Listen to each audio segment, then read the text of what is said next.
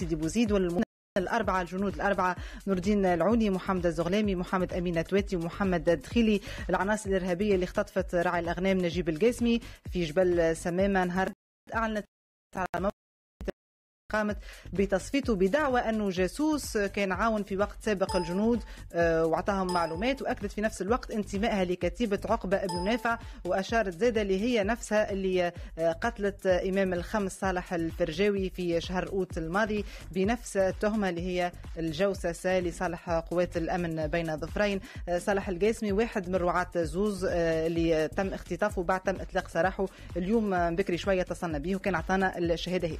خرجنا يمكن السبعة نتاع الصباح البقعة هذه نتاع سيدي زروق جبل سمامة، جينا صدي من غادي ماضي ساعة غير 4 جبدنا فطوراتنا نفطروا وجونا 6 عناصر كلوا لنا فطوراتنا وصوتونا يفكوا لي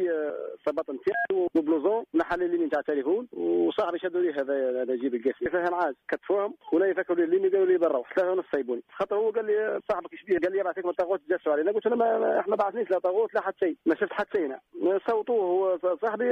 اعترف لهم قال ما يبعثوا بي وقال لي توجه الرساله دي للمواطنين والطاغوت قال لهم كتبت عقبه ابن نافع مش تسلم ابدا قال لهم انا يبعث فيه اسمه كريم هذا نتاع الاستخبارات ولا شنو قبل ما في باليش بيع حكاينا قال لي لهم رانا جايين مش تسلم 6000 فيهم 4 شعر نتاعهم كبيرات وحالتهم ممسخه والدبش نتاعهم مقطع حالتهم تعبانه وزوز صغار ماكسيموم 25 سنه ولا ما تجيش مسلحين كل 6 مسلحين زوز سطاير و4